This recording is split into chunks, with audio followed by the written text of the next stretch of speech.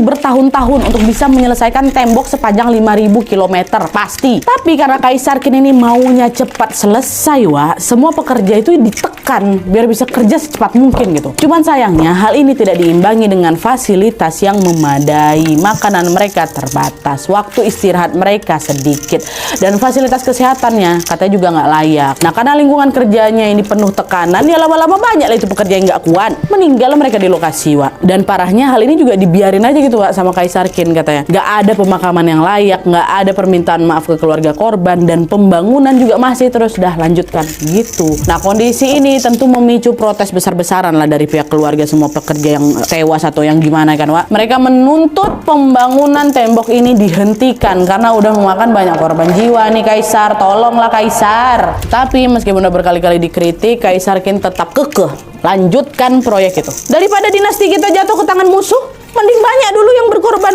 buat sistem keamanan negara kita. Lebih kasihan lagi nanti kalian kalau misalnya kalian jatuh di tangan musuh gitu. Apalagi waktu itu ancaman dari bangsa Xiongnu tadi itu makin nyata memang. Bangsa Xiongnu ini makin aktif gitu loh, nyerang dan juga menjarah wilayah-wilayah perbatasan. Nah, di sini Kaisar Qin tuh udah seyakin itu, dia ngeklaim kalau tembok yang udah kita bangun ini sangat-sangat efektif untuk menahan serangan dari bangsa Xiongnu. Makanya protes-protes dari rakyat tuh yang nggak pernah dihiraukan lagi sama si Kaisar. Ya udah lanjut lagi lah itu bangun temboknya. Sampailah di tahun 210 sebelum Masehi, saat pembangunan tembok ini masih terus berlangsung, Wak, kondisi dinasti Qin justru malah goyah gegara. Di tahun itu Kaisar Qin meninggal.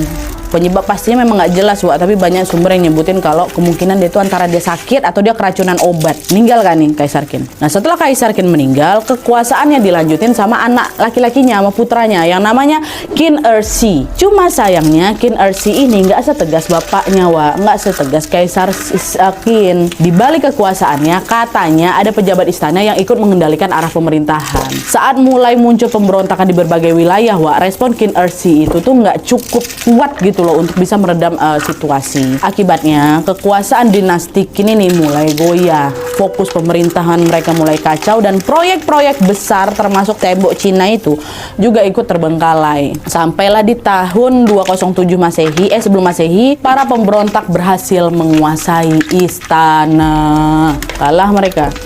Di titik itu Qin Ersi dipaksa untuk mengakhiri hidupnya sendiri, dan gak lama setelahnya dinasti Qin pun runtuh. Hanya dalam waktu pertama kali kejadian ya, hanya dalam waktu sekitar 15 tahun sejak pertama kali berdiri. Sebuah kekaisaran yang dibangun dengan ambisi besar runtuh secepat itu. 15 tahun, Wak. Cuma di sini proyek tembok besar Cina nggak berhenti.